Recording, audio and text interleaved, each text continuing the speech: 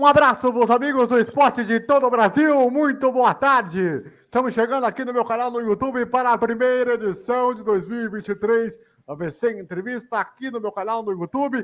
Inscreva-se no canal, ativa o sininho para receber as notificações. Sempre que tiver vídeo novo, deixa pelas análises do Borussia Dortmund de pré e pós-jogo. E também as entrevistas especiais aqui no canal para você ligado em todo o Brasil. Lembre-se, você tem o nosso chat para participar conosco, interagir com a gente, está aí nessa nossa hora, um pouquinho mais, um pouquinho menos, vamos ver como é que a coisa vai andar. E principalmente, para você que nos acompanha em todo o Brasil, amanhã nós vamos ter um vídeo aí de pós-jogo para vocês aí, de Borussia Dortmund em mais 05 que vão jogar daqui a pouco lá em mais. O nosso entrevistado de hoje é simplesmente um dos maiores narradores da história da televisão do Brasil. Ele que já fez o UFC, ele que já fez Copa do Mundo, ele que já fez a Olimpíada, ele que já fez de tudo e quase um pouco, eu diria. É DJ, ele é DJ também, né? Ele é DJ, né? Ele manda, toca música toda hora, né? Ele fica mandando tocar música. Pois é.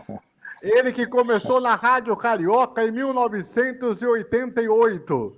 Teve passagem pela Tamoio, Tropical e Tupi, onde cobriu a Copa do Mundo de 94, antes de mudar para São Paulo em 1995. Trabalhou na Rádio Gazeta até 97, quando foi convidado a integrar a equipe do Sport TV. Ele também fez parte da equipe de narradores do próprio canal, além do Combate e do Premier. Além de estar na Rádio Manchete, também apresentou algumas vezes o Arena Sport TV. Por mais de 14 anos esteve no canal Campeão.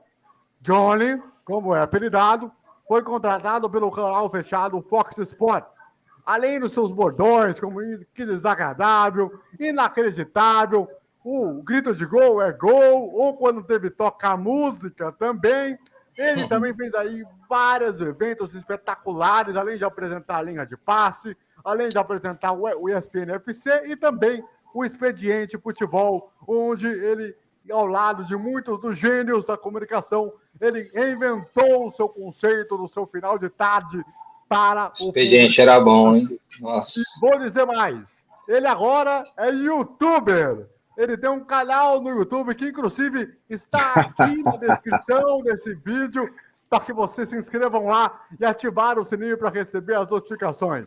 A lenda que eu tenho para receber com muito orgulho, eu que já entrevistei ele na Rádio Pequeno entrando em campo em 2020, João Guilherme. Grande abraço para você, boa tarde. Puxa vida, André, que recepção. Muito obrigado a vocês pelo carinho, né, por tudo isso aí que você falou. Fico muito emocionado, fico muito feliz, agradeço o convite, né, a oportunidade aqui para nós estarmos juntos e trocarmos essa ideia nesse início de ano que promete ser aí muito emocionante. Teremos muitas histórias pela frente para contar. Muito obrigado, viu, rapaz? Conseguiu me emocionar aqui. Obrigado, viu? Pô, você é um gênio, uma lenda espetacular da nossa comunicação. E, até pelas feras que você já geriu, pelas pessoas. O veículo pequeno, né? Pois é. Olha, tenho aqui ao meu lado. Pouca coisa. Obrigado. Para analisar, para fazer também as suas perguntas, para também trocar essa ideia com vocês. E vocês do chat já começam a participar conosco, a interagir com a gente. Eu vou colocar aqui a sua mensagem aqui na tela para os amigos de todo o Brasil. Já mandar um abraço para o Carlos Júnior, dizendo aqui, a fera João Guilherme. O Ramon Dantas Oliveira dizendo, incrível, épica, memorável essa live. Ai. Mas é o seguinte, João, primeiro vamos começar falando desse seu começo no rádio. Você começou muito jovem no rádio, assim como a maioria dos grandes narradores. Como é que foi esse processo inicial antes de chegar na televisão? Rapaz, um longo caminho, né? Eu tenho 34 anos de profissão, né? Então, muita coisa aconteceu. Isso tudo começou pequenininho, lá em Niterói. Quando eu nasci. Meu pai... Começou, eu entrei no ar em 1988, no ano que você nasceu, exatamente. Mas assim, tudo isso começou na infância. Faz tempo, rapaz. Lá em Niterói, meus pais eram apaixonados por rádio, então eu cresci numa casa, né, em que tinha rádio em todos os cômodos, né, e cresci ouvindo aquela ali. Meu pai, quando eu fiz 12 anos, me deu um presente que marcou a minha vida, que foi um motorrádio. que tinha ondas curtas, então comecei a descobrir outros grandes talentos fora do estado do Rio de Janeiro, onde eu morava, e aquilo despertou uma paixão muito grande em mim. Então eu fiz um curso de locução de rádio e TV. Eu era aluno do 2º grau do Liceu Nilo Peçanha, em Niterói, né, do ensino médio, como se fala hoje em dia, e fui muito bem no curso, me destaquei, e o professor me deu uma carta de indicação para trabalhar na Rádio Carioca, do Rio de Janeiro, né, uma rádio pequena, porém tradicional do Rio, e ali eu iniciei minha carreira em 1988, né, como rádio escuta, profissão que não existe mais, porque hoje em dia está tudo nos aplicativos aí para a gente saber, né? Eu ficava anotando Eu fiz rádio escuta na IPTV. Então, fiz rádio escuta na IPTV como estagiário. Então, naquela época, a gente ficava ouvindo assim os rádios Transglobes, né? E ficava nas ondas curtas e ouvindo os jogos e anotando os resultados e passando num papelzinho para o plantão esportivo. Era muito artesanal, né?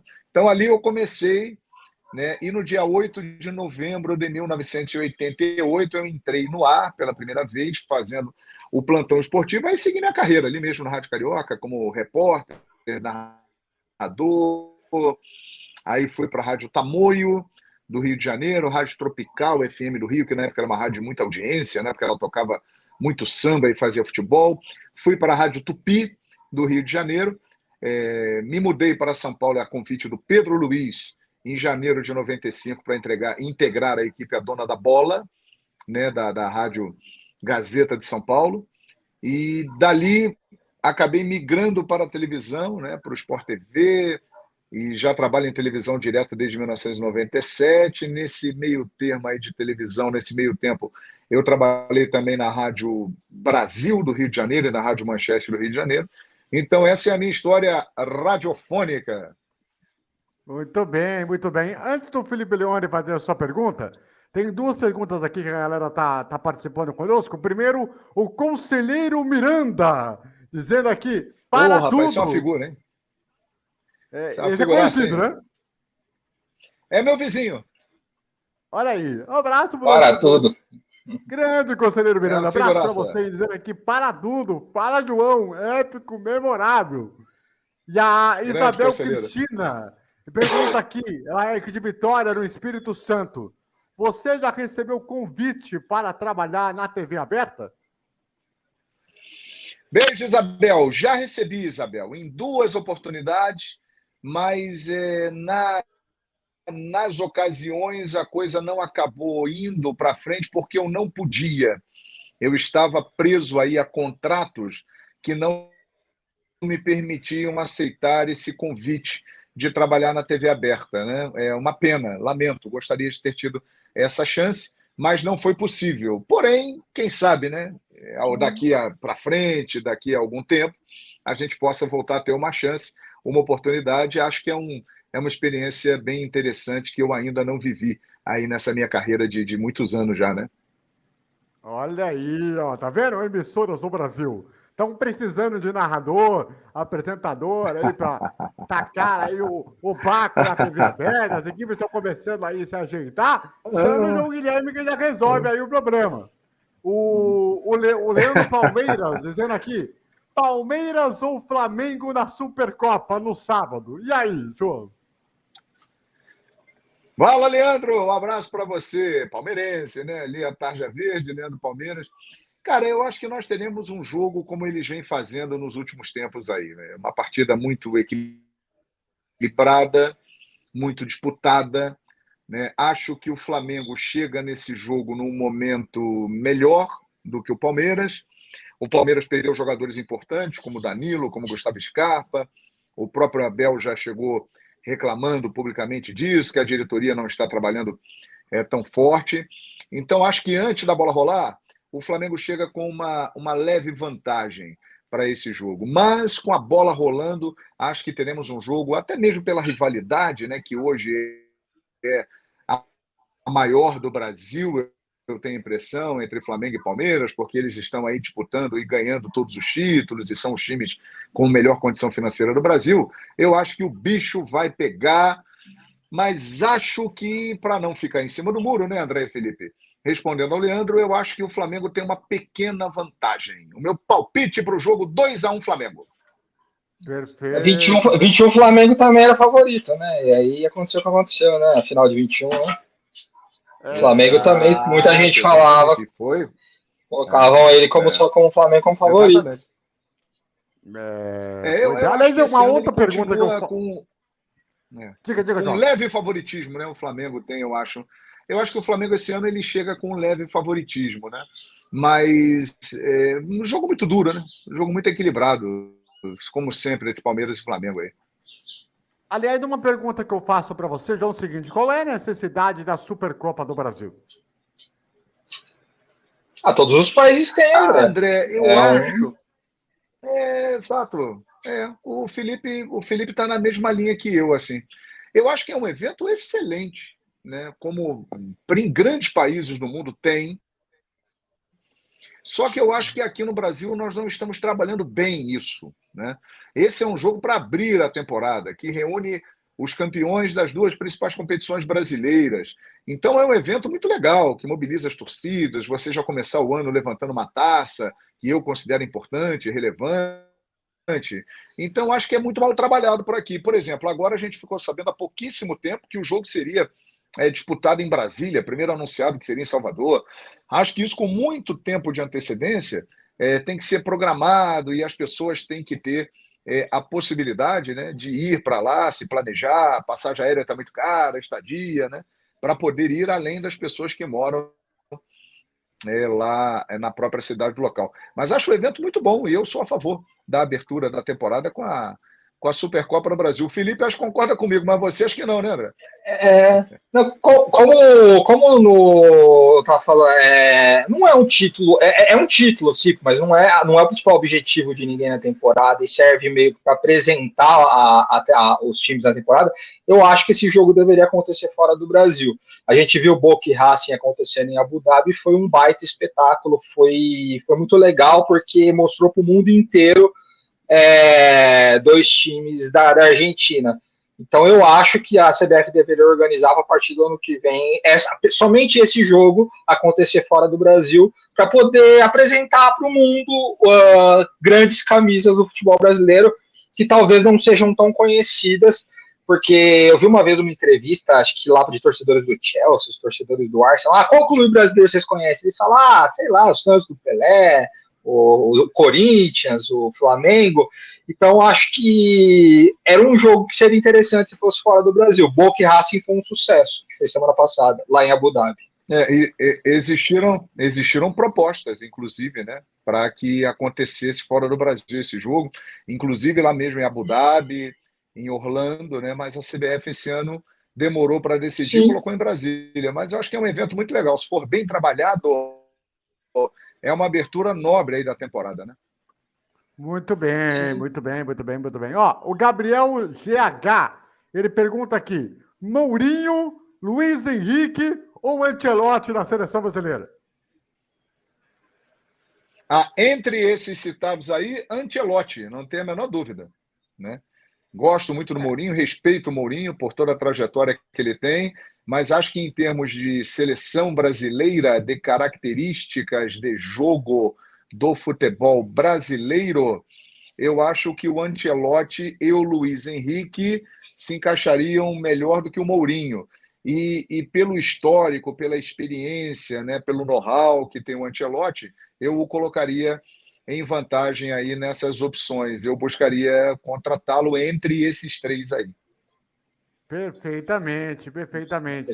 O Leandro Palmeiras diz aqui que será um jogaço. Ancelotti com o Kaká, de repente, na comissão técnica, porque os dois têm uma relação muito próxima. O Kaká, sendo brasileiro, ele pode fazer um meio campo, como fez, por exemplo, o Juninho Paulista. Seria um cara para fazer uma ligação muito interessante, porque ele e o Ancelotti têm uma relação quase de pai e filho. Exatamente. Ajudaria muito ele. O Carlos Júnior pergunta aqui: João, quem você escalaria nas laterais do Flamengo para essa Supercopa? Quais jogadores se encaixariam melhor nessas posições contra o Palmeiras? Inclusive, hoje acompanhando o noticiário, né? Essa é a grande dúvida que tem o Vitor Pereira para esse jogo. Quais laterais escalar? Ele tem pela direita Mateuzinho ou Varela, pelo que eu li aqui nos comentários e acompanhei nas transmissões, nos programas, nos jornais, o Mateuzinho está em vantagem nesse momento. E do outro lado, você tem a experiência do Felipe Luiz, a inteligência de jogo do Felipe Luiz, que é algo muito acima da média, contra um Ayrton Lucas que vem voando e se tornando cada vez mais titular do Flamengo, mas ainda não é um titular absoluto. Eu escalaria o Varela e o Ayrton Lucas. Esses seriam os meus laterais. Deixaria o Felipe e o Mateuzinho como opções. Perfeitamente, perfeitamente. Agora, João, você foi no Sport TV, você teve algumas lutas emblemáticas no combate, principalmente nos jogos de brasileiro. Primeiro, você teve a primeira experiência com o Libertadores já no Sport TV ou já no Fox Sports? Não, já no Sport TV, fazia Libertadores há muito tempo. É que o Fox Sports ele deu à Libertadores um tratamento digno da sua grandeza, né? Até o Fox Sports chegar no Brasil, e eu diria até o Fox Sports transmitir a Libertadores na América Latina, ela não era destacada na mídia como ela deveria. Então, esse processo aconteceu muito antes aqui do Brasil, lá fora, né, nos nossos países vizinhos aqui da América Latina. O Fox Sports relevou muito a Libertadores da América e, quando chegou no Brasil, fez a mesma coisa, né? Mas já transmito Libertadores faz tempo, desde o tempo do Sport TV, também rádio, muito tempo. Já estou com ela há bastante tempo. Como é que era a experiência de fazer a Libertadores em loco no rádio e na TV? Normalmente, quando você vai trabalhar em televisão, você tem uma estrutura melhor, até porque a televisão ela demanda um espaço maior, porque precisa de câmeras, iluminação, né, todo um aparato técnico que o rádio é mais simples de fazer. Então, normalmente, quando você ia fazer por rádio, você ficava em cabines menores, em muitos estádios, em situações assim que não eram muito confortáveis, junto da torcida, muitas vezes até no meio da torcida. E na televisão não, na televisão exatamente por todo esse aparato e por ser também um veículo que paga pelos direitos de transmissão e mostra a imagem para o mundo, a gente acabava tendo um conforto maior e uma possibilidade ali melhor de trabalhar. Perfeitamente. Felipe Leone, sua pergunta. João, deixa eu falar, você vai adivinhar o time que eu torço, né? Você e o Kleber Machado são os caras que podem dizer que narraram o gol mais importante da história do meu time, que foi o gol do Romarinho na Bombonera. Rapaz, que legal. Ele acabou fazendo aquele bordão que ficou histórico, e fora ele só tem você. É uma dúvida que eu sempre fiquei. Por que no segundo jogo foi o Marco e não você? Ele escala, aconteceu alguma coisa, você fez o primeiro e o segundo, já estava combinado. Porque nos finais você fez todas, acho. Exato, quase todas. Não, ali aconteceu o seguinte, Felipe, era o início do Fox Sports, né? Então, todos nós largamos de uma mesma posição, né? Saímos do zero, digamos assim. Então, já estava previsto que aconteceria um revezamento nas finais, né? E eu e o Marco fomos os primeiros narradores a chegar no Fox Sports. Então, lá, a direção entendeu que eu faria o primeiro jogo na Bombonera e ele faria o segundo jogo no Pacaembu. Para mim, independentemente de ser o primeiro ou o segundo jogo, uma honra fazer parte de uma final de Libertadores da América. Eu tenho o orgulho de dizer que narrei 8 finais de Libertadores da América, né? Isso é uma coisa muito grande que eu carrego realmente envaidecido. E acabou que aquele jogo ali na Bombonera né, ele foi fundamental, ele foi histórico, porque teve aí o gol do Romarinho, o iluminado, como eu disse na hora lá na transmissão, e foi algo realmente que marcou, e até hoje os corintianos falam comigo sobre esse gol, sobre a narração do Romarinho. Foi uma experiência incrível, né? A Bombonera ficou em silêncio quando o Ali, desconhecido Romarinho entrou e no primeiro lance dele fez um gol que parecia que ele estava em casa, um veterano, deu só uma cavada e encaminhou ali o título corintiano, né? E se aliás, aquele você gol falou. não sai, o clima pro jogo de volta era outro. Aquele gol ali, acho que foi o gol que eu mais chorei na minha vida, porque aquele gol ali, tipo, É, deu uma tranquilidade pro jogo de volta, deu um alívio pro jogo de volta, porque você ir é. perdendo, a pressão, a obrigação de ganhar o jogo de qualquer jeito, aquele gol deu uma tranquilidade, por isso que eu considero o gol mais importante da história, mais até do que os do É. Sheik. Eu acho que aquele gol, no jogo da volta, parecia que o Corinthians ia ganhar a qualquer momento, que o gol era Oh, só questão de tempo. No jogo da que ida foi legal, meio que uma que legal, uma surpresa aquele honra. gol ter acontecido. É uma honra ter narrado aquele gol. E assim, o Corinthians ele carregava um trauma muito grande de Libertadores da América, né? Porque ele era o único grande de São Paulo que ainda não tinha conquistado a Libertadores, já tinha sofrido várias eliminações. Então, aquele gol ali, de fato, foi muito importante para dar uma confiança. Você empatou na Bombonera com o Boca, que na época os brasileiros iam lá e sofriam e perdiam. O Corinthians conseguiu encarar, empatou e aí levou a decisão para Pacaembu, né? Aí, detalhe, jogo, inauguração do Fox Sports, o ano de inauguração, porque no ano anterior o Corinthians tinha sido eliminado Sim. pelo Tolima, da Colômbia, lá na fase preliminar da Libertadores, quando ainda o Fox Sports estava para ser criado aqui no Brasil. Então, você imagina o quanto em um ano as coisas elas mudaram absurdamente. Agora, você falou aí do João Sem dúvida. Guilherme, do Marco Vargas. O Marco Vargas ele sempre foi Sim, considerado, a partir dessa final da Libertadores, sim. apareceu literalmente para o Brasil, pela forma, pelo jeito, pelo contexto, pela maneira como ele sempre conduziu as suas transmissões. Você acha que ele deveria ser mais reconhecido por tudo que ele já fez na história da comunicação até hoje, ao invés de estar hoje numa cultura, de ir para um outro lugar ou outro, da maneira como ele conduziu a sua carreira? Olha, eu acho que o grande reconhecimento de todos, justamente das ruas, né? O povo é quem dá esse reconhecimento.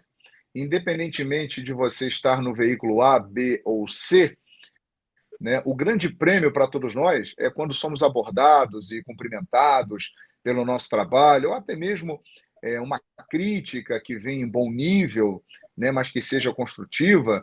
E eu tenho a impressão de que o Marco ele tem isso, né, por onde ele passa, as pessoas falam com ele, enaltecem o trabalho dele, ele é um grande narrador, um cara muito competente e que está seguindo a sua carreira, né? E a nossa carreira ela é escrita todos os dias, né? Então novas oportunidades podem surgir para todos nós, né? Perfeito, perfeito. Aliás, um abraço para o Marco Vargas, gigante. Um dos maiores narradores aí nessa geração aí, que ele consiga ter se realocar no mercado melhor aí na carreira. O conselheiro Miranda faz uma pergunta que ela é pertinente. Muito pertinente. Deixa eu Ah, falar. João, você pode comentar o grande entrosamento com o trio Pascoal, Mauro Naves e o tetracampeão do mundo, Zinho. Eles devem ter sentido a sua falta demais. E aí, João? rapaz, isso aí foi uma das coisas que mais Os fones me descarregaram um cortou o segundinho. coração. Diga, Opa, pode isso seguir. aí, viu, André? Isso aí foi uma das coisas que mais me partiram o coração na hora que eu decidi sair da ESPN, porque realmente esses três caras que foram citados aí pelo conselheiro são grandes amigos, são pessoas que participaram aí do projeto do ESPN FC e de outros momentos, outras transmissões, em que a gente conseguiu levar a nossa amizade, a nossa afinidade para o ar. Então, tudo aquilo que acontecia no ar era exatamente o que acontece fora do ar quando nós estamos juntos. e eu acho que esse é o grande motivo do sucesso, né? São pessoas muito queridas, que eu sinto muito a falta deles, e eu tenho certeza também que por essa amizade e por essa história juntos, eles também acabam sentindo a minha falta, né? Mas nós estamos agora seguindo caminhos diferentes, porém, né, a amizade será eterna, o agradecimento, e nós estaremos sempre juntos. E quem sabe, né, lá um pouco mais lá na frente, a vida dá tantas voltas, né? A gente acaba se cruzando de novo. Agora, também tem um outro ponto, né, João, que é o seguinte: quando quando você soube da fusão Fox Sports e ESPN, qual foi a sua primeira reação ao saber da história da fusão como um todo e que aquilo poderia recatar e colocar para o fim do Fox Sports como um todo? E hoje eu posso dizer, depois de ter vivido toda essa experiência, ter trabalhado lá na ESPN, uma coisa que me engrandece muito e que eu fico muito honrado com isso, e ter saído e ter conversado com pessoas de lá e ter convivido com pessoas também que faziam parte da Fox, que a sensação, quando a notícia chegou, que houve a fusão, foi de preocupação dos dois lados, né?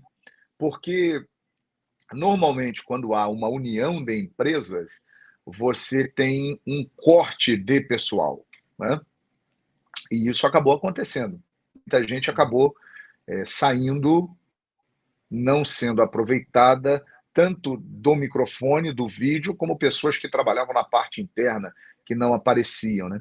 Então, houve um temor muito grande da parte de todos, assim, de não ser aproveitado, de não ficar ali. Felizmente, muitos companheiros ficaram e conseguiram seguir a sua trajetória de maneira muito competente. Outros não ficaram, mas boa parte deles já estão seguindo os seus caminhos aí de uma forma muito legal também em outros lugares, né? Mas foi um momento de apreensão, de tensão, viu, André? Muito bem. Agora, você falou aí de jogos históricos, de muitas coisas que já aconteceram nesse tempo. E nesse ano passado, agora, nós tivemos aí ao final da Libertadores contra o Atlético Paranaense. E muita gente falava: olha, o João tem que narrar na final, porque o João ele narrou a campanha inteira, praticamente, até a semifinal, por tudo que ele já tem identificação com o torcedor, com tudo aquilo que foi colocado ao longo do tempo, da maneira como ele quando se conduziu a tudo e com a todos. Como é que você reagiu ao saber que você não ia fazer a final em Guayaquil?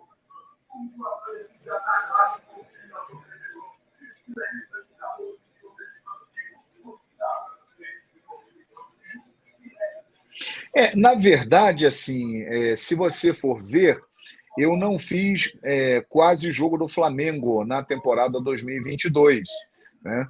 E fiz em 2021, fiz em 2020, fiz em 2019 e tal.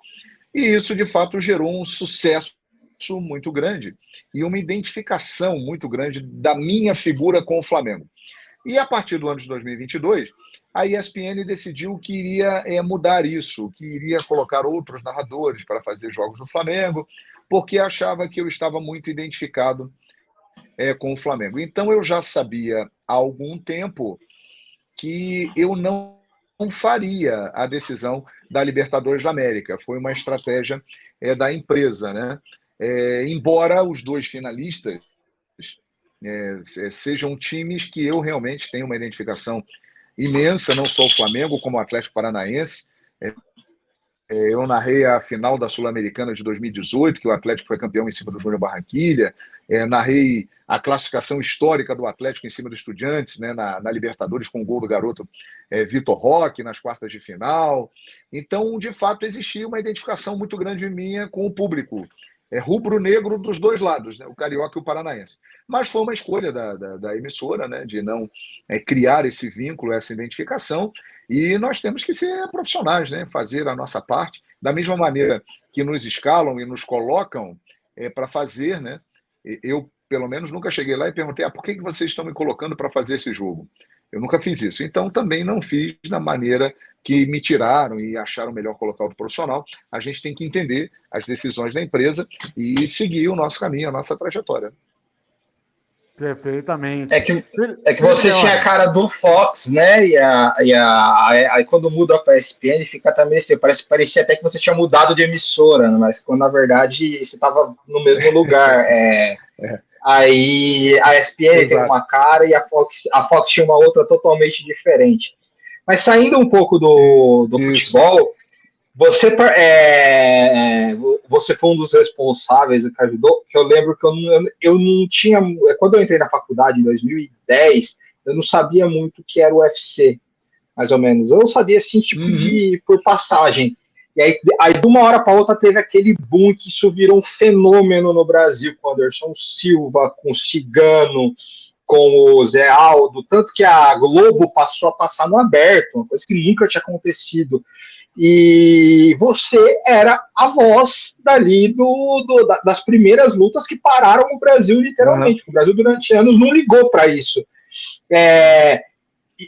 Você sentiu que isso foi um salto na sua carreira? Você viu as pessoas te paravam para falar: olha, é o cara do UFC, é o cara da luta, tal. Você ainda assiste? Você é identificado ainda com isso? Como foi para você ver um esporte que já tem há muitos anos, mas virar de uma hora para outra um fenômeno no Brasil? Uma coisa que, tipo, parar o Brasil literalmente. Eu vi o Brasil sábados parados para ver a luta. Uma coisa assim que era inimaginável. Desde o Tyson em Holyfield, lá na minha infância, eu tinha visto algo parecido. Sem dúvida. Olha, foi de maluco, né?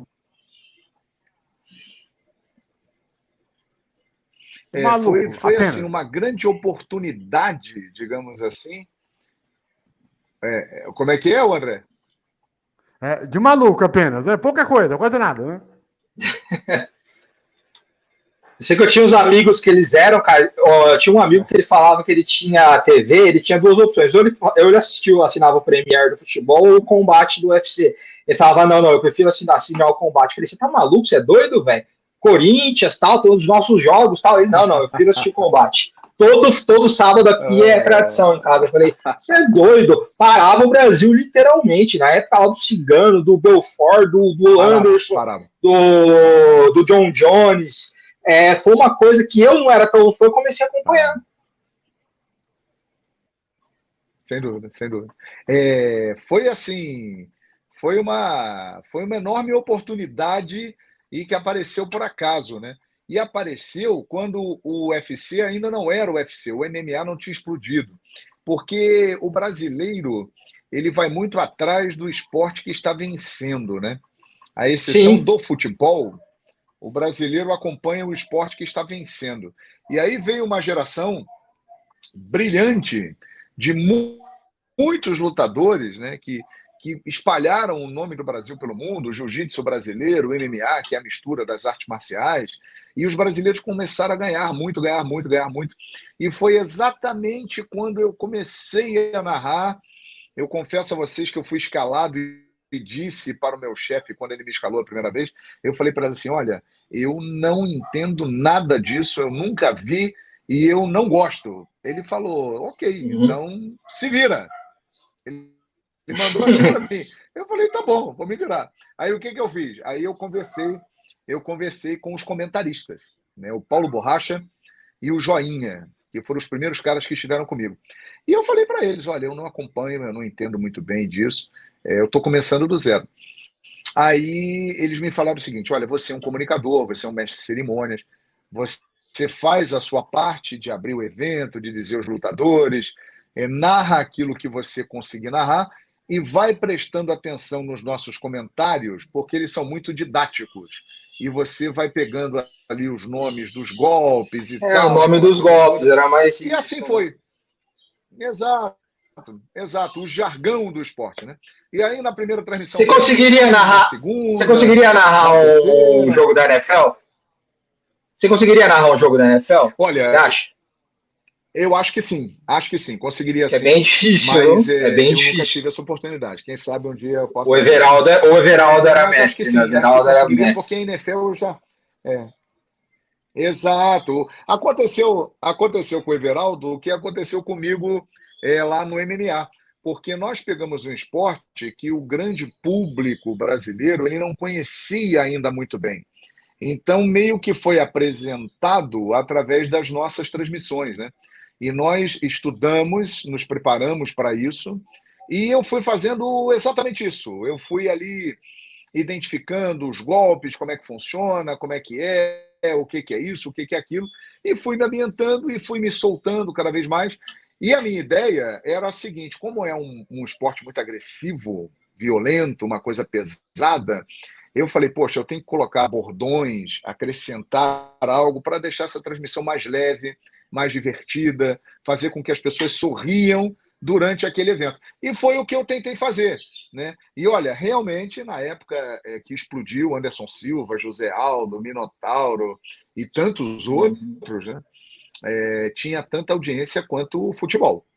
Era uma loucura. Não, Eu narrava foi. muitos jogos de futebol nessa época, junto com os eventos de MMA, e tinha tanta audiência quanto futebol. As pessoas paravam, falavam mais de UFC do que de jogo de futebol.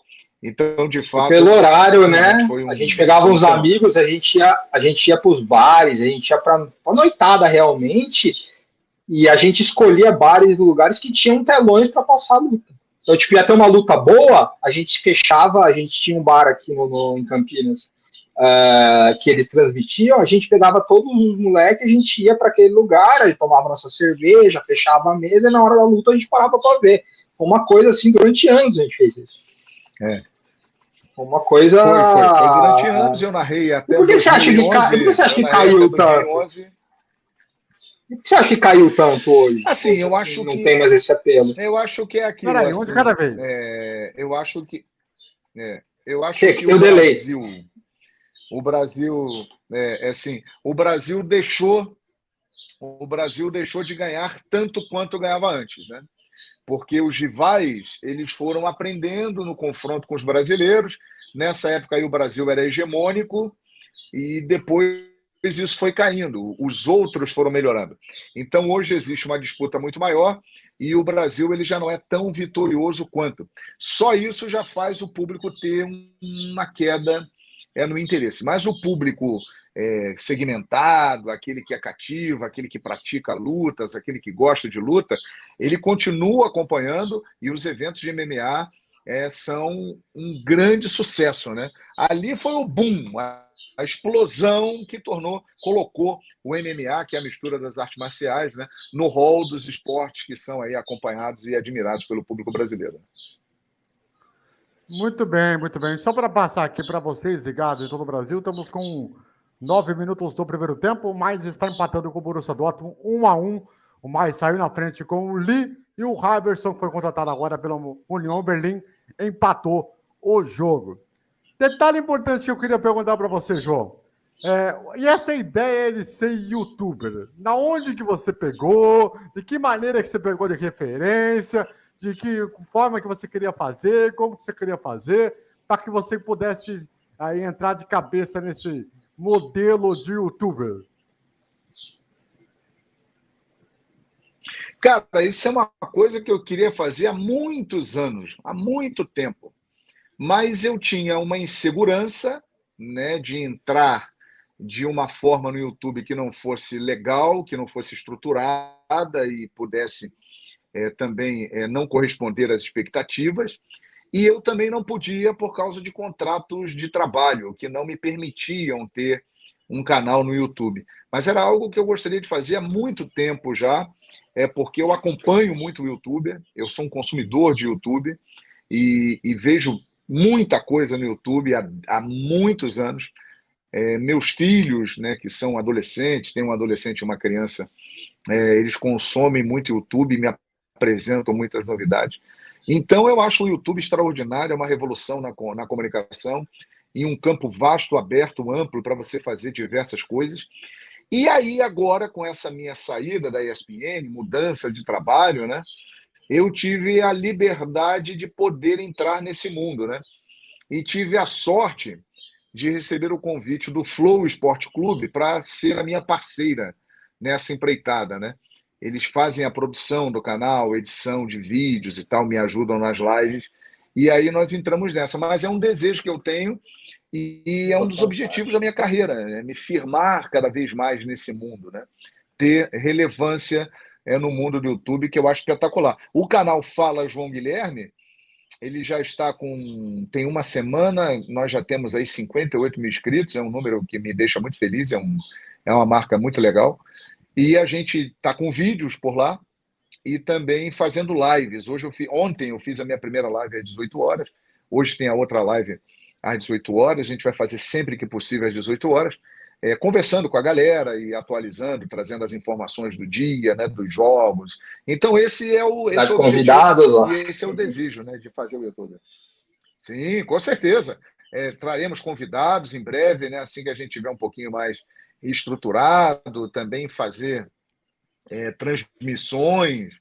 Tudo isso está no nosso radar ali. A gente quer ampliar e aprimorar, né? O YouTube oferece possibilidades infinitas, né? Agora, o bom do YouTube não é nem só a novidade. Fala aí, André. Uma questão que o jogo eu queria perguntar muito, que é a questão de 2016, que ela é extremamente emblemática para a questão Fox Sports, para a equipe Fox Sports e por todo o contexto que nós tivemos em volta, que foi o momento em que a Chape tinha chegado na final da Sul-Americana e aí houve aquela tragédia toda que acabou vitimando o Vitorino Chemon, o Deva Pascovitch, que trabalhou com você também no Sport TV e que acabou gerando um nível de psicológico bem abalado. Iria me dar uma entrevista dele. Né? E que foi muito difícil de lidar, e até eu, principalmente, da maneira como eu soube, da maneira como eu acabei sabendo da notícia, a maneira que eu desabei emocionalmente, que foi um negócio que até hoje me impacta muito toda vez que eu me lembro. Então, eu queria saber de você como é que vocês lidaram com isso e como é que foi o primeiro jogo depois disso para lidar com o emocional de todo mundo. Diga pra gente. Não tem como explicar isso em palavras, não. Eu sei que foi uma tristeza imensa, não há dúvida que foi o pior momento, né, da minha carreira como profissional, né, estar ali e perder vários companheiros de uma vez só. É algo que até hoje está na nossa lembrança, na minha lembrança. Eu sempre lembro dos companheiros todos que lá estavam, porque eram pessoas ótimas, né, e que a gente tinha um contato de vários anos e trabalhava juntos aí diariamente. Então foi uma tristeza imensa. Não sei como conseguimos seguir, mas seguimos, né? E pegamos até como motivação mesmo honrar o nome deles todos, né? Fazer um grande trabalho e sempre lembrar deles, né, que se foram, Vitorino Chermon, Mário Sérgio, que eram companheiros que eu tinha uma afinidade, um contato maior, porque eu fazia muitos jogos com eles, Paulo Júlio Cleman, Deva Pascovitch, o Jumelo, o coordenador, o Rodrigo Santana, figuras extraordinárias, né? Isso é algo realmente que marcou. O Deva, a gente tentou fazer uma entrevista com ele no programa de rádio que eu tinha e deu problema técnico e a gente não conseguiu. Aí uns 2 meses antes, nunca mais. Muito triste, muito triste. Se eu falar para você, João, um detalhe que eu acho que pouca gente sabe, é de que eu não sabia como é que seria a escala para o primeiro jogo seguinte de Borussia Dortmund e Gladbach daquele ano. E como eu já fazia o briefzinho dos jogos, eu sempre falava com o Márcio Moron, que é um cara que eu quero mandar um grande abraço para ele aqui, uma das maiores lendas, repórter, apresentador. Sim, gente boa. Gente boníssima, um cara lendário, um cara que eu sou muito grato, porque quando ele percebeu que eu fazia sem ser de sacanagem, eu fui lá e poderia perguntar a questão de escadas, para poder saber, para poder entrar em contato com os narradores na época. E esse jogo específico eu não sabia, porque eu imaginava pelo seguinte, como o David tinha feito o clássico contra o Schalke 2 semanas antes, eu imaginava que ele fosse fazer a final da ida, fizesse o jogo da Bundesliga 3 dias depois, e depois fizesse a volta em Chapecó. Era o que eu imaginava na minha cabeça. Então, quando houve o acontecido, eu não falei com ninguém do Fox Sports para não atrapalhar toda a questão emocional que vocês estavam vivendo. Então, foi assim, a única vez da vida, isso eu posso falar isso pela primeira vez, que eu nunca falei isso com ninguém nessa questão. Foi a primeira vez que eu não falei com o Márcio Moron por isso, por respeito ao trabalho de vocês, ao trabalho do canal que vocês estavam fazendo e pelos profissionais que estavam fazendo com vocês. Então, é um ponto que eu acho que era importante eu registrar e falar isso, até para você que estava trabalhando lá, e principalmente depois que teve que chamar o Silva Júnior depois para fazer a função do Deva, que é impossível alguém substituir ele daquela forma. Então, é um ponto que eu queria falar disso aí. E, repito, mandar um abraço aqui para o Márcio Moron, que é um gênio da comunicação, um cara que comanda muito bem aquilo que faz e que trabalhou com gente grande, gente como o Luciano do Vale, gente como o Nivaldo Prieto, o Paulo Calçade, enfim, fora outros, o irmão do Osmar Santos, né? Que também, na época da Fórmula Mundial também, quando tinha aquela rescisão Sim. da CART com a IRL. Sim. Então, é um cara muito espetacular também para isso, né? O Márcio Mourão, ele é gigantesco, né, o João? Ah, sim, trabalhamos juntos durante 10 anos no Fox Sports e eu pude conhecê-lo muito bem. E é isso aí, exatamente tudo isso que você falou. Além de ser uma pessoa muito bacana, né? É um cara que está sempre ali junto quando você precisa, né? Acho que essa é uma das principais características do Moron, assim. Então, um grande abraço para ele, é um cara realmente muito bacana que está no coração da gente. Sem dúvida, gigantesco. João, Felipe. Eu vi um corte seu, cara, eu não sei sinceramente em qual foi o canal que você foi, mas eu vi um corte que eu fiquei sinceramente meio assustado. Uhum. Eu sempre falo que quase todos os jogadores, Eita. ex-jogadores da minha época que falam assim, pô, quem foi o maior treinador que você trabalhou tal, eles são meio que unânimes, é o Luxemburgo. Eles são meio que unânimes, tipo, falei, nossa, será que o Luxemburgo é tudo isso mesmo? Até jogadores como o Marcelinho que não gostam do Luxemburgo, não tem uma relação boa, pessoal, ele fala, o Luxemburgo foi o melhor. Aí você disse que na transmissão do 7-1 o Luxemburgo estava do seu lado. Quando sai a escalação do Brasil, ele olha e fala, perdemos o jogo. E aí diz que até o pessoal da cabine do lado, o Dunga, falou, que isso, Luxemburgo? É Brasil, tá lotado. Ele falou, não. Ele abriu demais o time, o meio campo da Alemanha com o Schweinsteiger, com o Khedira e com o Kroos vai deitar e rolar em cima do Brasil. E foi justamente o que aconteceu. Essa visão do Luxemburgo foi uma coisa... E a sensação, na hora que isso estava acontecendo de verdade, você olhava para ele assim, tipo, meio que incrédulo. Você fala, nossa, acho que se o Luxemburgo abrir um site aí de aposta esportiva, acho que ele vai ganhar uma grana a mais. Porque é uma visão, assim, tipo, que ninguém teve. A gente podia até pensar que o Brasil ia ter uma dificuldade, tal, que o Bernard não tinha aquela recomposição, tal, é normal, eu entraria com o William, mas o Luxemburgo, ele cravou, ele foi taxativo, e isso eu não imaginava literalmente que essa visão de jogo do Luxemburgo talvez seja, acho que a melhor que já teve no futebol, cara, essa visão dentro de campo, eu acho que nenhum outro teve como ele, né? Ali naquele dia, esse foi o pior momento da minha carreira em uma transmissão, né, narrando, sem dúvida. Narrar o 7-1 no Fox Sports aquele dia no Mineirão foi algo doloroso e inesquecível, né, negativamente. E essa história é a seguinte, uma hora antes do jogo, nós estávamos na cabine de transmissão, na nossa posição, eu, Vanderlei Luxemburgo e Oswaldo Pascoal. Aí chegou a escalação da FIFA. O Vanderlei olhou para mim e para o Pascoal e falou assim, perdemos o jogo. Aí eu falei, mas como assim, Vanderlei? Caramba, olha véio. Aqui, ó. Aí ele deu a explicação. Ele botou o Bernard porque o clima em Belo Horizonte, com a ausência do Neymar, e o Bernard vinha num grande momento, no Atlético Mineiro, tinha sido campeão da Libertadores no ano anterior, estava jogando muito bem o Bernard, tanto é que ele foi para a Copa do Mundo com a seleção brasileira. O clima em Belo Horizonte era pela escalação do Neymar. E aí, o Filipão, né, quis manter a característica do time, um time ofensivo para cima da Alemanha, e colocou o Bernard, né? E aí o Vanderlei falou para a gente, olha, aqui complicou, porque abriu o meio-campo da Alemanha vai ter o domínio do jogo e eles vão deitar ali. E aí nós perdemos o jogo. Aí o Dunga estava do lado. Ele estava comentando para uma outra emissora, o Dunga falou, não, Vanderlei, que isso, pô? Vamos lá, vai dar, Brasil e tal. Vanderlei, olha, acho que complicou. E aí, no ar, no pré-jogo, na nossa transmissão, ele, com outras palavras, ele falou isso também. Ele falou: acho que o Brasil deveria ter preenchido mais o meio-campo. Obviamente que ele não esperava o 7-1, ninguém esperava, mas, nem os alemães, mas ele antecipou. Ele falou: ó, perdemos o meio-campo, perdemos o jogo.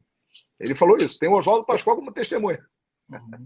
Caramba, ele faz o Filipão faz o inverso de 2002, né? 2002 ele vê que o Juninho Paulista não tá rendendo ofensivamente, né? Que ele tá porque tinha o Ronaldinho e o Ronaldo Rivaldo que eles são muito ofensivos e o Juninho estava sem função no time. E aí ele faz a tacada de mestre daquela Copa quando ele tira o Juninho e bota o Kleberson. O Kleberson nunca foi um craque, nunca foi um jogador tão acima da média, mas taticamente ele faz uma função quase que perfeita. Ele carrega o piano para os três da frente brilhar.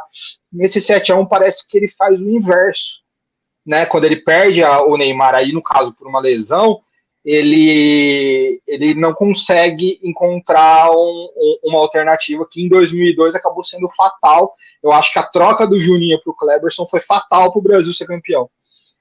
Não que o Kleberson tenha sido craque, mas eu acho que taticamente o Kleberson foi importantíssimo. Em 14 ele não conseguiu achar essa alternativa, né? Uma pena. E o Luxemburgo é gênio, né? É gênio, né? Não preciso falar mais nada, né? Depois dessa história aí. Sensacional, né? Então. O conselheiro Miranda ele pergunta aqui: a live de final de tarde, João, é o happy hour esportivo. João, você já imaginou tanta repercussão de seu canal em tão pouco tempo?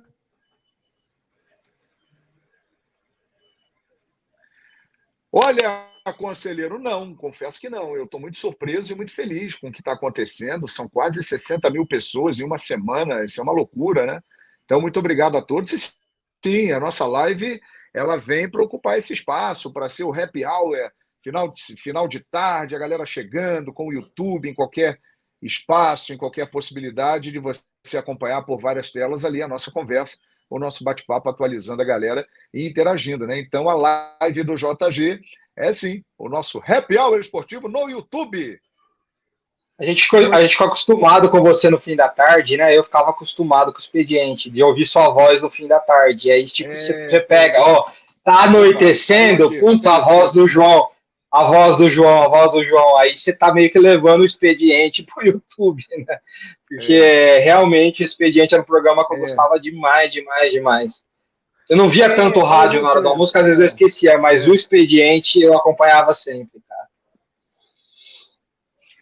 Tem isso, né? É o hábito, né? As pessoas vão criando o hábito ali de acompanhar aquelas pessoas naquele horário, naquele canal, né? E foram 9 anos nessa sequência, né? Do Expediente Futebol até o ESPN FC, foram esses anos todos aí nesse período, né? Mas agora vamos seguir, só que numa outra plataforma que é até mais ampla, que tem um alcance muito maior aí, né? Que é o YouTube lá no canal Fala, João Guilherme. Que está aqui na descrição desta live de hoje, inclusive, para que você aí se inscreva lá no canal e ativa o sininho. Vamos lá ajudar o João chegar lá na marca de, quem sabe, 1 milhão de inscritos, se Deus quiser. Diga-se passagem. Já pensou? Né? Para ter aquela plaquinha maneira lá do YouTube no estúdio, seria sensacional, diga-se passagem. Mas isso daí é rápido, né? Uma semana, daquele rapidinho ele já pega. Eu quero fazer uma pergunta, porque todo mundo a gente tem a nossa memória, a gente tem a nossa memória assim, afetiva, né? Nossa memória infantil, isso ninguém tira. Eu, quando criança, né, eu dividia bastante, eu já peguei a época que eu dividia bastante entre rádio e TV para ver futebol. Mas eu lembro da primeira transmissão de rádio, o primeiro jogo de rádio que eu lembro de eu ter assistido, eu ter acompanhado a transmissão que foi aqui em Campinas, com o Alberto César, a final. Ixi, caiu.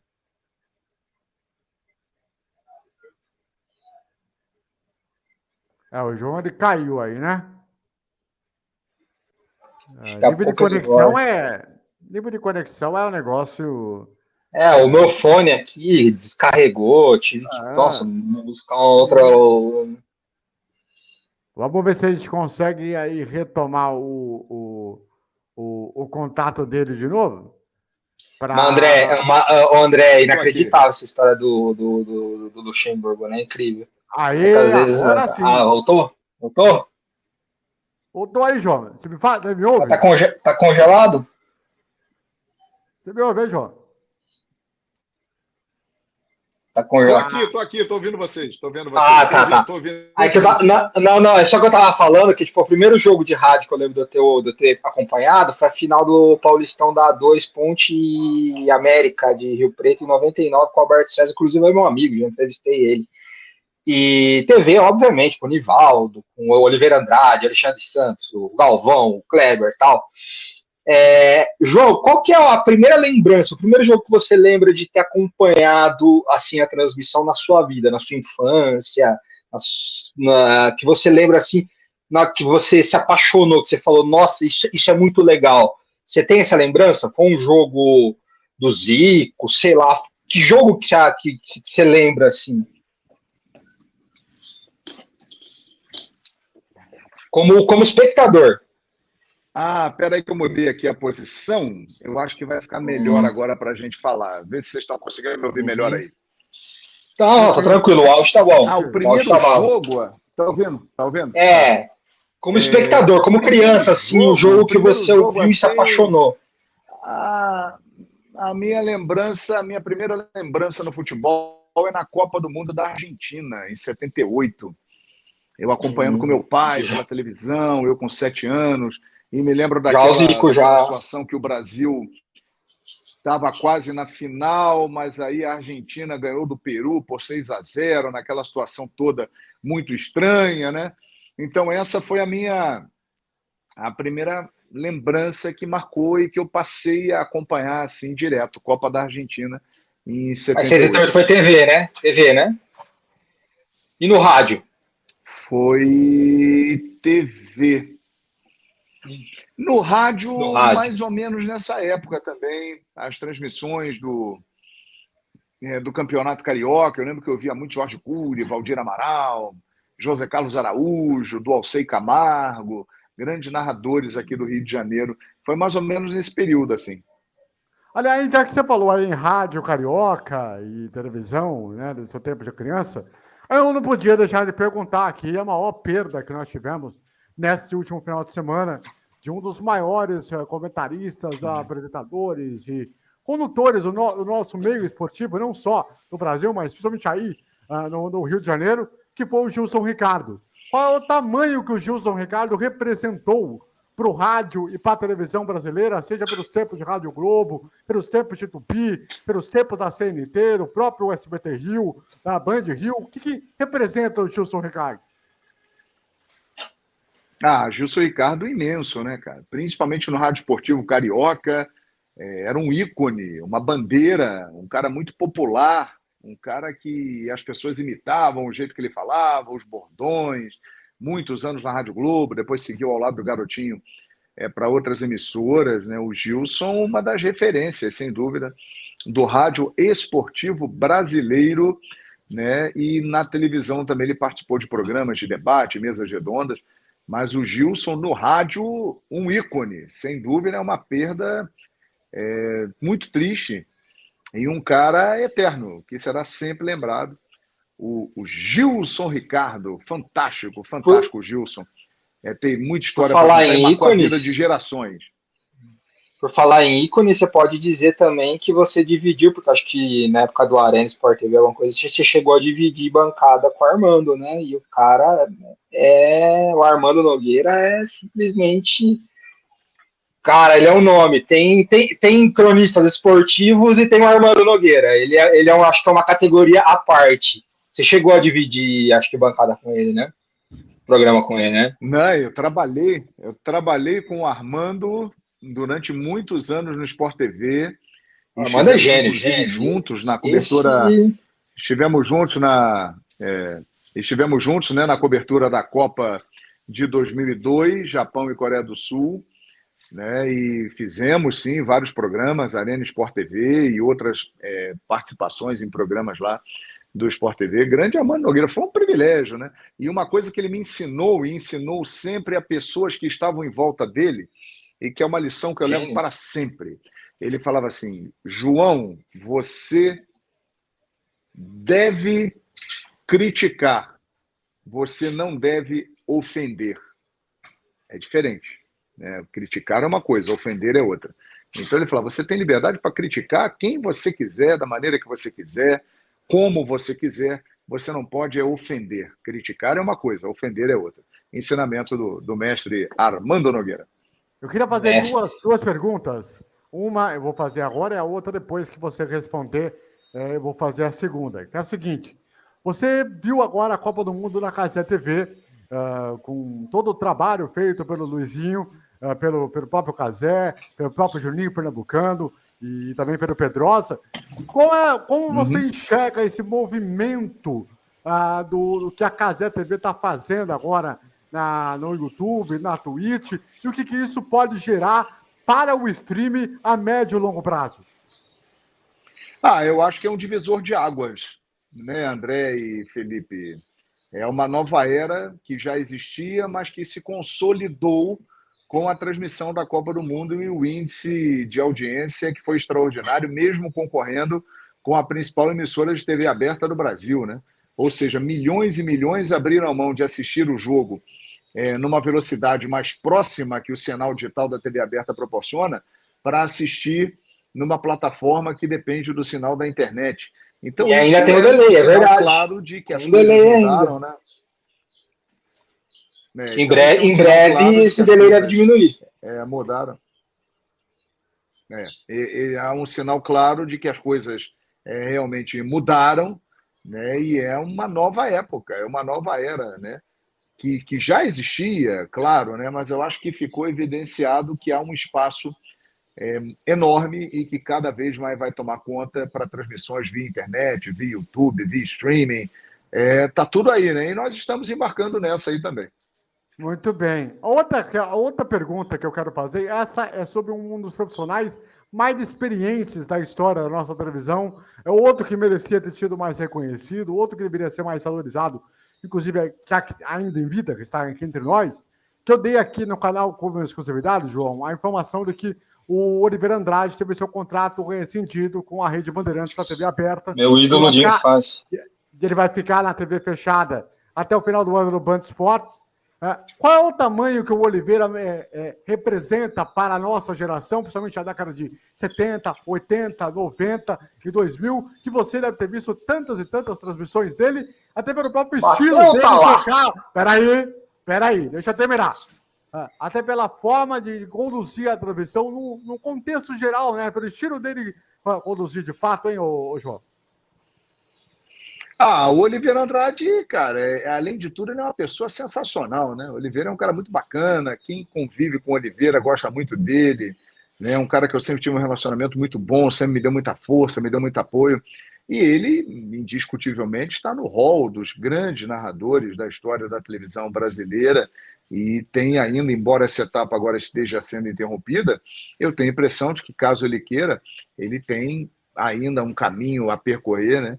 Oliveira é um grande profissional, um grande narrador, merece todo o respeito e a nossa admiração, né? Perfeitamente. Diga lá, Felipe, a sua pergunta. A gente falando aí de ícones, né? Como eu falei, você teve o prazer de dividir bancada com o Armando Nogueira, pô, e o Armando é uma lenda, um mito, né? Dos atuais, eu converso com ele via WhatsApp recentemente, ele é muito educado comigo, a gente até se falou pelo telefone uma vez, ele também é um outro cara que eu leio ele desde a minha infância e acompanho ele também, né? Agora ele também está indo para um novo rumo, o PVC. Das pessoas assim que trabalhou junto com você, o PVC você acha que é o cara que mais entende assim da história do futebol, de coisa de futebol? Realmente impressionante o quanto ele sabe? Ou você acha que tem alguém que chega perto dele, assim? Cara, o PVC, ele lançou um estilo, né? Depois que o PVC surgiu na ESPN, vários comentaristas seguiram essa linha, né, que tem o PVC. Então, só isso já demonstra a grandeza do PVC, né? Ele é um criador de estilo. Aquele comentarista que entende muito de tática a prancheta do PVC não é à toa, mas também tem informações, tem dados, tem estatísticas, coisas que só ele consegue trazer. Então, o PVC ele é um criador de um estilo de comentarista. Ele é extraordinário, realmente, convivendo com o PVC.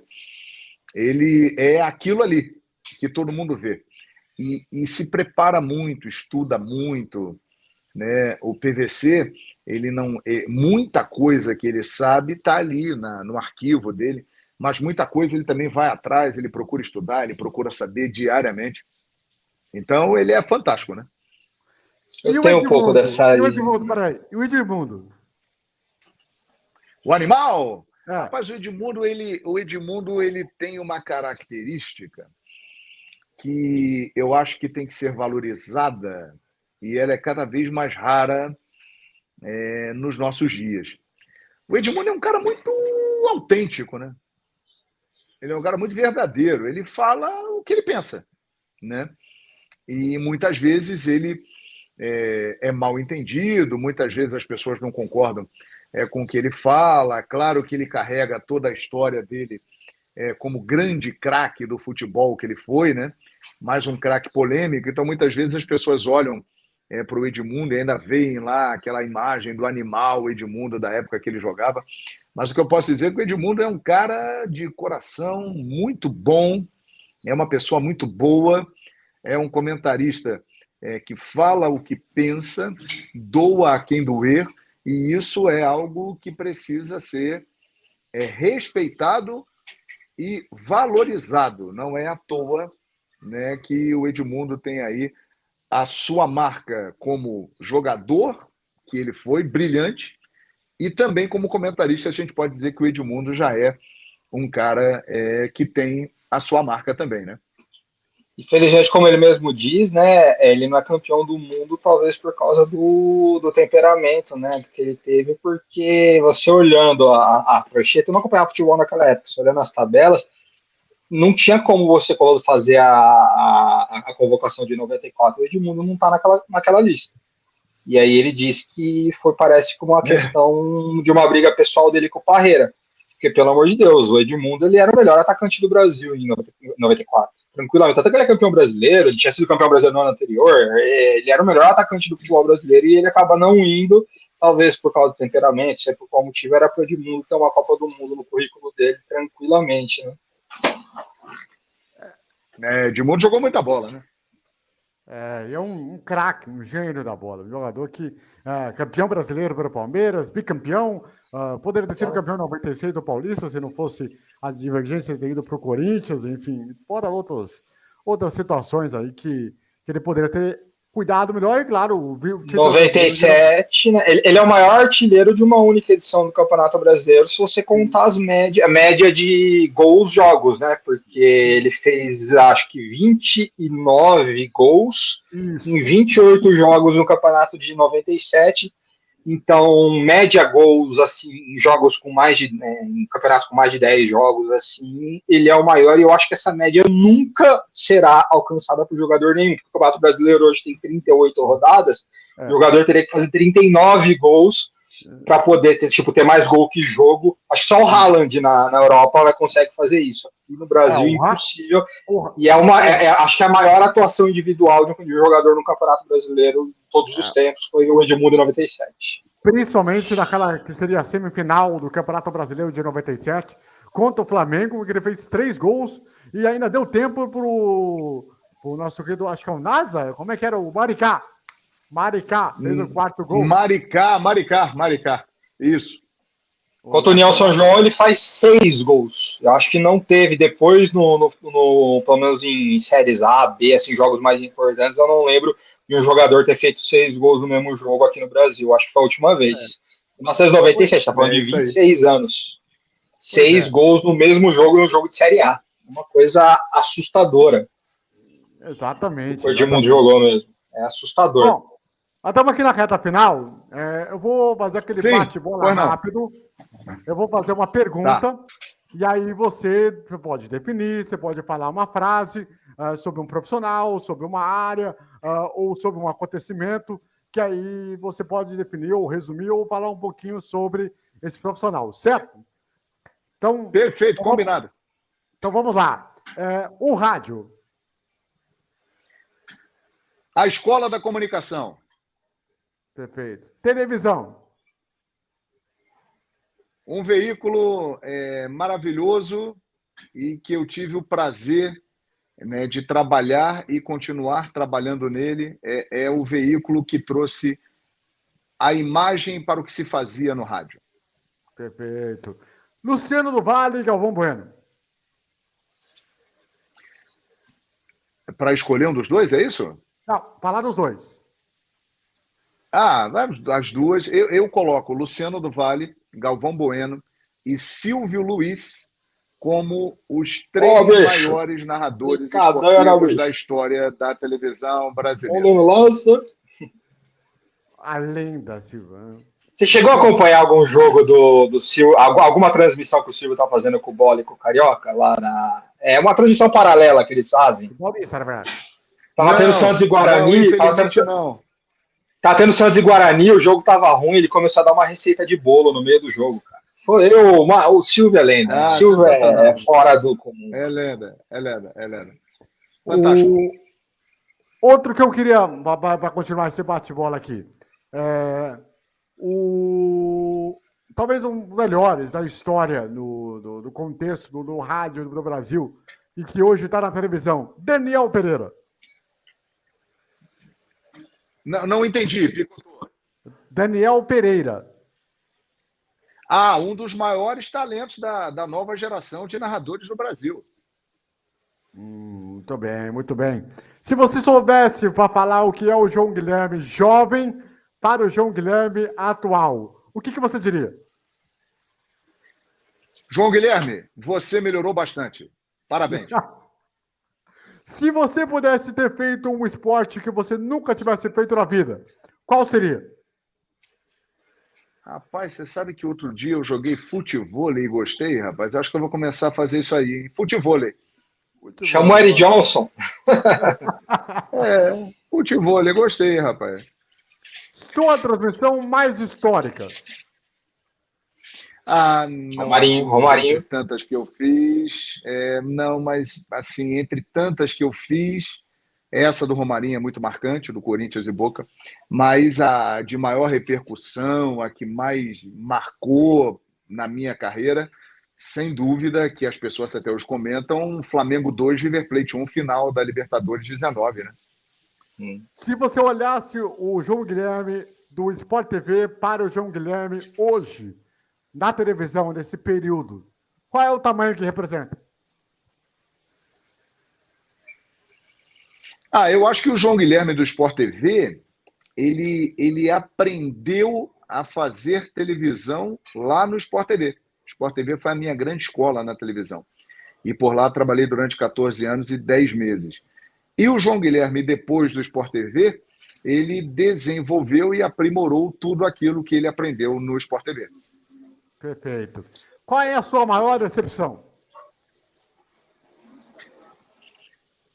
Rapaz, a minha maior decepção na minha carreira? Sim. Puxa vida. Pô, cara, não tenho não, sinceramente. Algo assim que me lembre, fiquei muito decepcionado. Graças a Deus eu não tenho essa resposta para te dar. Perfeito, perfeito. Se você escolhesse um dos jovens da comunicação para que você fosse o seu professor, quem que você daria aula? Rapaz, você sabe que eu já dei aula, né, para um craque da comunicação que hoje está se consagrando, né? Luiz Felipe Freitas. Olha aí. Eu em 2009, eu participei de um curso de locução com colegas meus do Sport TV. Estavam lá Vanessa Rich, Alex Escobar, Marcelo Barreto, e eu era o professor responsável pela parte de narração, locução. E nesse curso, que durou uma temporada apenas, um dos alunos era o Luiz Felipe Freitas, que ainda não tinha começado a trabalhar no esporte interativo, nem nada.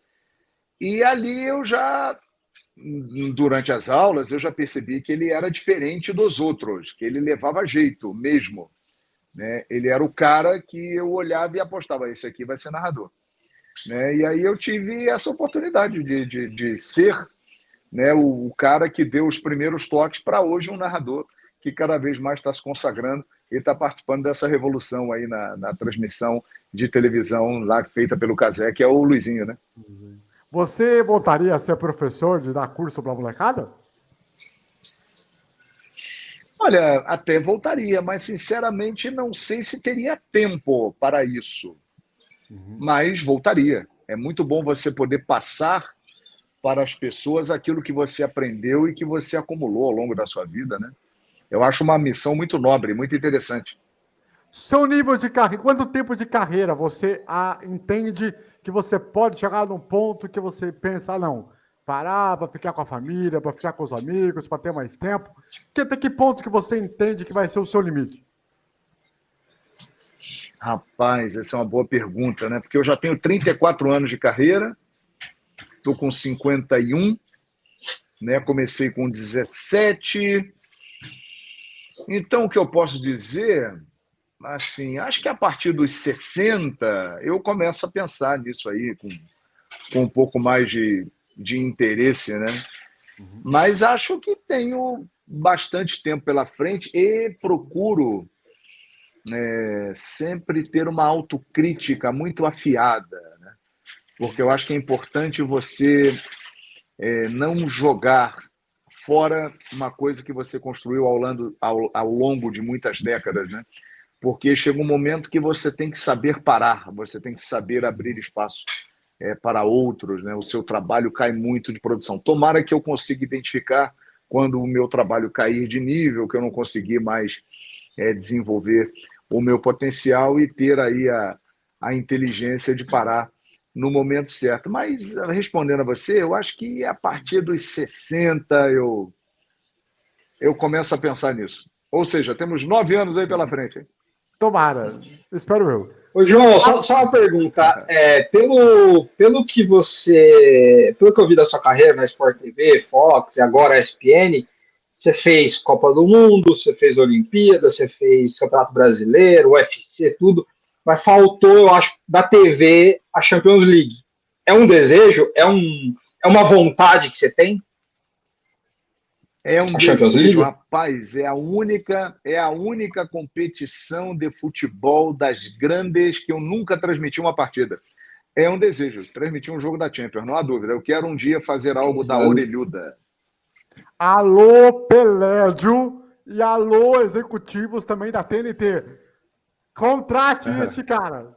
Façam esse favor de trazer o jogo para a Champions. Se ele... Eu já... Gostaríamos que realizasse esse desejo de narrar pelo menos um jogo na Champions. Um jogo, apenas. Pode ser qualquer um. Pode ser qualquer um. O dele tem que fazer pelo menos um para poder se dizer, não, agora sim eu sou um profissional realizado. Porque aí ele completaria todos os eventos possíveis. Estou errado, João? Muito legal, cara. Muito legal. E eu acho que vai acabar acontecendo, viu? Acho que vai acabar. Imagina você narrando aquele 6-1 do Barcelona no PSG, aquele gol aquele jogo com o Neymar acabou com tudo. Não, o André Reni quase tem uma síncope. Não, narração épica do André. Mas eu acho que vai acabar acontecendo. Nos próximos anos aí, acho que surgirão oportunidades e quem sabe, né? Com o streaming avançando, né? Realizar esse desejo. Acho que pode rolar. Quem sabe na televisão, no streaming, vai saber o que o futuro dirá também, né? O Marcos Felipe Aleixo Pires dizendo aqui, salve AVC, abraço amigo, abraço para você, Marcos, obrigado aí pela audiência. E para fechar, vou colocar uma trinca de narradores que eu quero que você fale um pouco sobre cada um. André Henning, Jorge Igor e também o André Felipe. O Villani, fala do Villani também, que trabalhou com ele, que é gênio. É verdade. Não, eu acho que todos esses aí citados uns com mais experiência, outros com menos experiência, mas são grandes representantes da nova geração de narradores, né? A gente tem agora o Galvão deixando de narrar em TV aberta, né? Deixando de narrar em televisão, né? Abrindo espaço para outros que já estavam ali há alguns anos na fila, né? Mas esses nomes que você citou indicam claramente que a linha sucessória, que o futuro da narração esportiva no Brasil, ele está plenamente garantido, porque são todos muito competentes, né? Brasil e Argentina, qual nível de narração impacta mais? Qual nível de narração impacta mais? Brasil e Argentina? Você já teve a oportunidade de ouvir os dois? A narração brasileira ou a narração argentina? Isso. Olha, eu acho que são duas escolas. Aliás, os melhores narradores do mundo, na minha opinião, são os narradores da América do Sul, né? São narradores extraordinários. Os meus colegas são muito bons. Depende do momento, depende da situação, né? Você tem narrações épicas e memoráveis nas duas situações. Sim. Acho que são duas escolas brilhantes, assim como no futebol também, de muitos talentos. Depende muito do momento. Não dá para dizer qual é a mais marcante, não. Tem narração marcante brasileira, narração marcante argentina, uruguaia, colombiana, chilena. A escola da América do Sul. A gente é acostumado com sangue, né? A gente é acostumado com a emoção. Uma vez eu assisti um jogo pela Sport TV, não Sport TV, aqui, Sport TV, que é o canal português. Sport TV. Cara, foi a pior narração que eu... Quer dizer, não sei se eles estão acostumados com ela, mas foi a pior narração que eu vi na vida. O narrador não grita gol. Mas eu pisquei assim, eu olhei pra TV, tinha mudado o placar, eu não ouvi ele gritando gol. Mas uma narração fria, sabe? Não é igual no Brasil. Mas aí que tá, Felipe, eu não sei se o João vai concordar comigo. O estilo de narração dos europeus, ele tem uma forma muito mais fria, muito mais como se estivesse fazendo uma natação, como se estivesse fazendo um basquete. Tô errado, João? Eu acho que a narração, ela reflete muito o estilo, né, do povo ali que está acompanhando, né? A Libertadores da América, ela reflete bem o que é a América do Sul, a América Latina, aquela coisa vibrante, aquela coisa guerreira, a luta presente na história desses povos, né? Então, eu acho que é isso. Reflete muito o estilo de cada povo, né? Os narradores fazem parte do povo. Eles são representantes daquele povo, daquela cultura, daquela forma de agir. Então, é por isso. Você pega a narração lá dos Estados Unidos, ela é diferente, tem narrações ótimas, narrações mexicanas, narrações da América do Sul, narrações europeias. Elas são todas muito diferentes, mas lá naquele local, para aquele público, elas têm a sua relevância, né? Você chegou a ver a disputa de pênaltis Argentina e França narrada por um narrador argentino? Cara, ele começa a chorar antes dos pênaltis acabar. Antes dos pênaltis acabar, ele já tá chorando no ar copiosamente, você entendeu? Eu vi. Coisa assim. E com certeza a narração francesa foi de uma maneira completamente diferente, mas foi emocionante também para o público que ela atende, o público francês lá. Agora, João, eu queria que você falasse sobre dois profissionais que trabalharam efetivamente com você. Benjamin Bach e o Oswaldo Pascoal. O Pascoal é um grande amigo, um companheiro que eu estava com ele até pouco tempo. Nós temos um entrosamento, né? Uma química muito legal no ar, né? E o Pascoal é um grande irmão. E o Benja, da mesma forma, né? A gente não se fala há algum tempo, desde que nós deixamos de trabalhar juntos, né?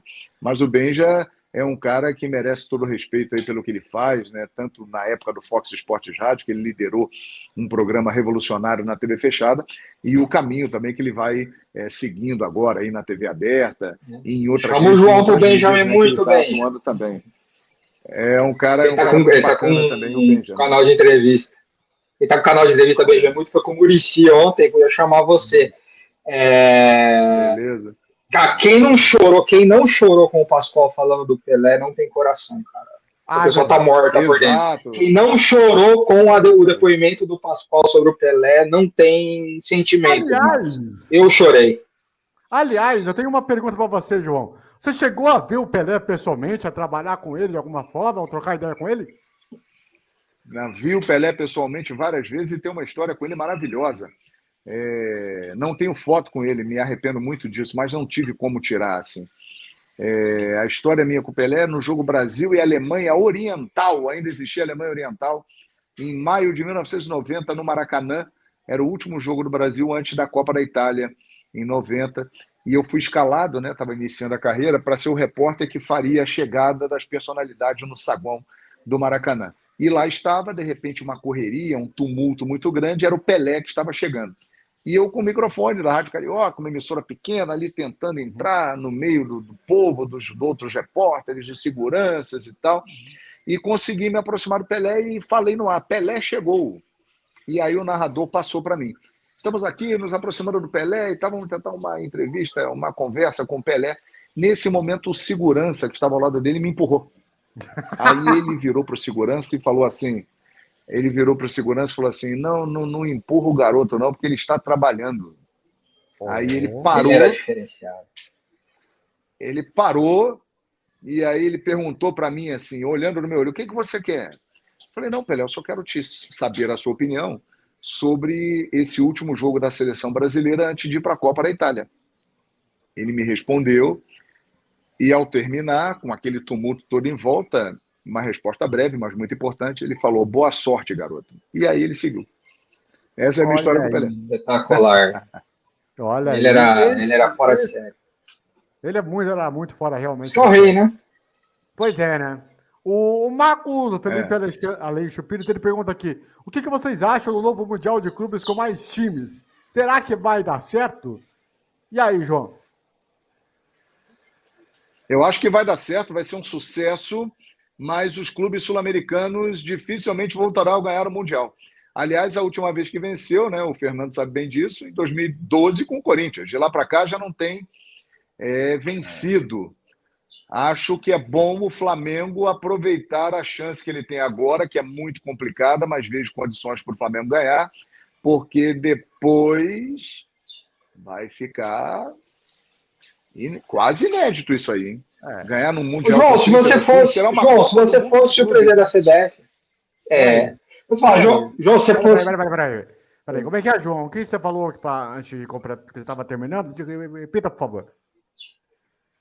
Não, vai ser uma Copa do Mundo de clubes, né? Perfeito. Diga lá, Felipe. Se você fosse presidente da Conmebol, né, por um dia, você manteria essa final única ou você voltaria com o sistema de ida e volta, como foi 2012, por exemplo? O que você acha dessa final única? Até estar presente nas finais únicas, eu achava que deveria ser ida e volta.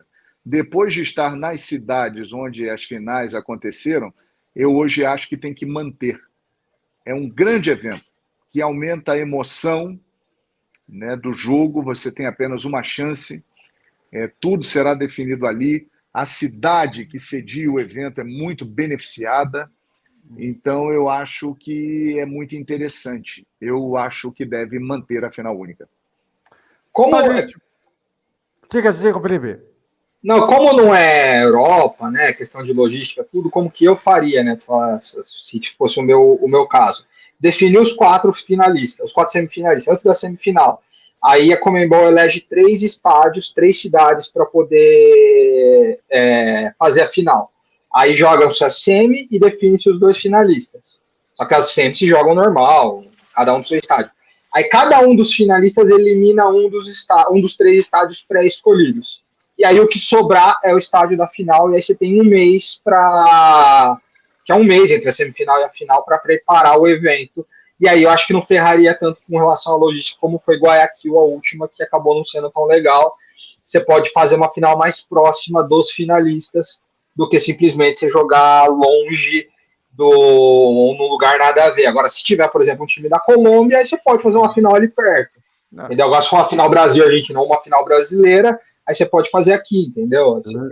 Era o que eu faria, entendeu? Lembrando que a CBF está pedindo para a Conmebol para que as finais da Sul-Americana desse ano e as finais da Conmebol Libertadores deste ano sejam feitas no Brasil. Então...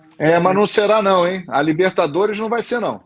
Ah, é? Está sendo novo Monumental, né? O Monumental de Nunes está novo, né? Reformado, acho que vão querer jogar ali. Eu acho que será ou na Argentina no Monumental de Núñez, que foi reformado, ou na Colômbia, que tem grande chance de receber a final da Libertadores. A Conmebol quer ampliar os horizontes do futebol sul-americano, como fez em Guayaquil, mas a lição de Guayaquil é escolher agora uma cidade que as pessoas tenham mais acesso, de maneira mais fácil. Mas há uma vontade de fazer na Colômbia, primeiramente, e depois na Argentina. A Sul-Americana deve ser em Brasília, como era para ser no ano passado, não é isso, João?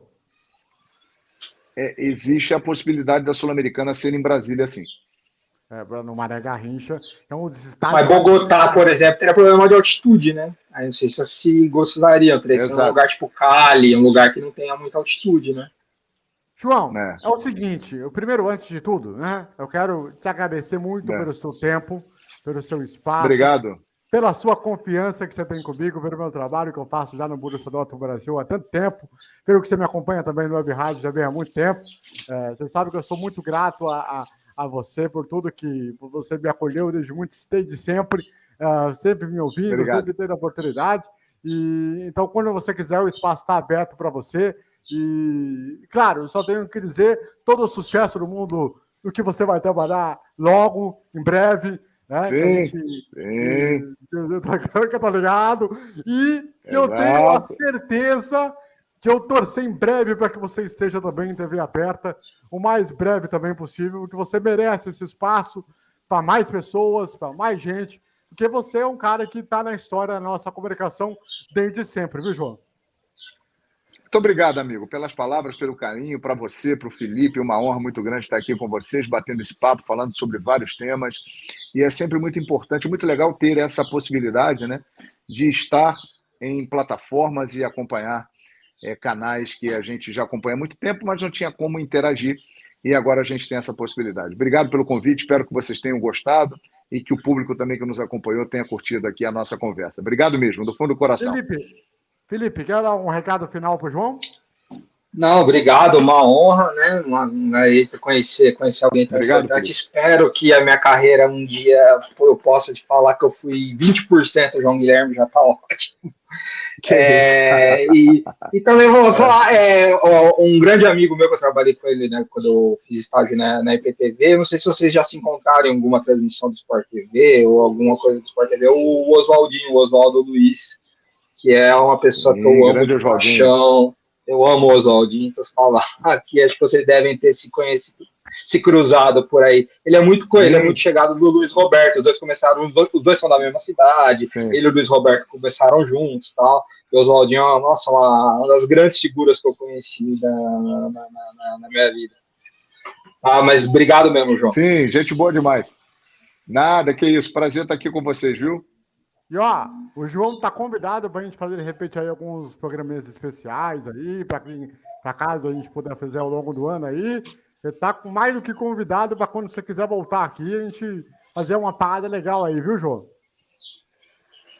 Muito obrigado, amigo. Vai ser sempre que possível um prazer a gente estar junto aqui e trocar essa ideia muito bacana, viu, André e Felipe? Sucesso aí para vocês, viu? Muito obrigado. Obrigado, João. Tamo junto sempre. A todos, muito obrigado pela audiência, pela grande companhia. Um grande abraço, uma ótima quarta-feira para todos nós. E cuide-se bem. Valeu, Brasil!